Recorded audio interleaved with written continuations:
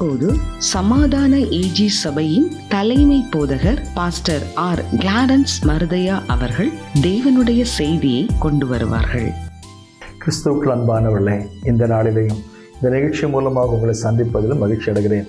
இந்த நாளில் நமக்கு ஆண்டவர் தரக்கூடிய வார்த்தை என்னென்றால், நியாயாதிபதிகள் புஸ்தகம் 6ஆம் அதிகாரம் 14ஆம் வசனம். கர்த்தர் கிதியோனை பார்த்து, உனக்கு இருக்கும் இந்த பலத்தோடு போ, நீ இஸ்ரவேலை மிதியானுடைய கைக்கு நீங்களாக்கி ரட்சிப்பாய், உன்னை அனுப்புகிறவர் நான் அல்லவா.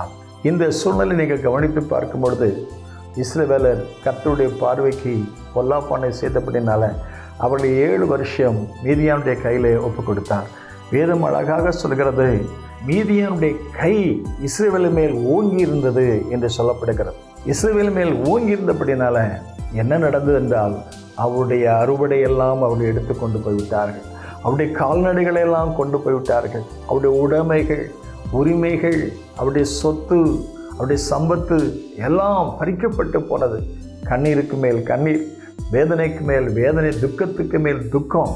அப்படிப்பட்ட ஒரு சூழ்நிலையிலையும் கர்த்தர் தம்முடைய தூதனை அனுப்பினார். வேதம் சொல்கிறது, கர்த்தர் தம்முடைய தீர்க்கதரிசியை அவரிடத்திலே அனுப்பினார் என்று வாசித்து பார்க்கிறோம்.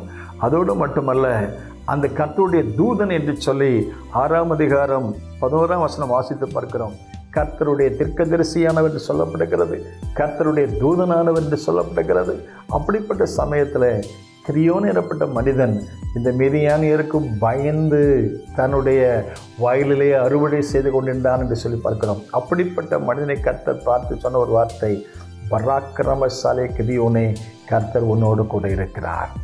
அப்பொழுது அந்த கிதியோன் கேட்ட வார்த்தை, கர்த்தர் எங்களோடு இருப்பாரானால் எங்களுக்கு ஏன் இவ்வளவு கஷ்டம், எங்களுக்கு ஏன் இவ்வளவு நஷ்டம், எங்களுக்கு ஏன் இவ்வளவு கண்ணீர், எங்களுக்கு ஏன் இவ்வளவு வேதனை, ஏன் இந்த மீதியானுடைய கை எங்கள் மேல் ஓங்கி இருக்கிறது, நாங்கள் அவருடைய பார்வைக்கு மிகவும் பொல்லாதவர்களாக காணப்படுகிறோமே என்று சொன்ன பொழுது கர்த்தர் சொன்னார், பராக்கிரமசாலியாய் கிதியோனே, கர்த்தர் உன் கூட இருக்கிறார். உங்கள் மேல் அந்நியருடைய கை, அந்நியருடைய ஆதிக்கம் இருக்கலாம். ஒருவேளை பொருளாதார நெருக்கடியாக இருக்கலாம், ஒருவேளை சத்துருடைய ஆதிக்கம் சரீரத்தில் இருக்கலாம், இன்னும் பலவிதமான வேதனையான அனுபவங்கள் பர்சனலாக, ஃபேமிலியிலே, உங்களுடைய தொழிலே அல்லது ஊழியத்தில் நீங்கள் எதிர்பாராத நிலைமையிலே அந்நியருடைய கை, அந்நியருடைய ஆதிக்கத்தின் கீழ் நீங்கள் இருக்கக்கூடிய ஒரு சூழ்நிலை இருக்கலாம்.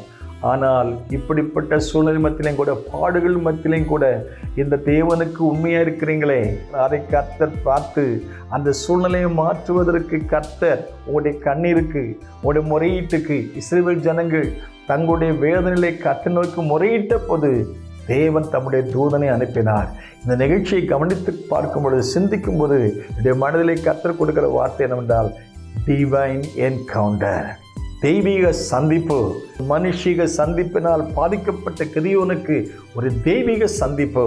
இந்த தெய்வீக சந்திப்பை அந்த கிதியோன் பார்த்த பொழுது அர்ப்பணித்து அந்த மிதியானிற்கு நேராக போன பொழுது கர்த்தர் மாபெரும் வெற்றியை கொடுத்தார். இதே போல உங்களுக்கு எதிராக இருக்கிற வல்லமைகளுக்கு எதிராக நீங்கள் புறப்பட்டு போகும் பொழுது கர்த்தர் உங்களுக்கு கூட இருப்பார், உங்களுக்கு ஜெயத்தை கொடுப்பார், உங்களை அனுப்புகிறவர் அவர் அல்லவா.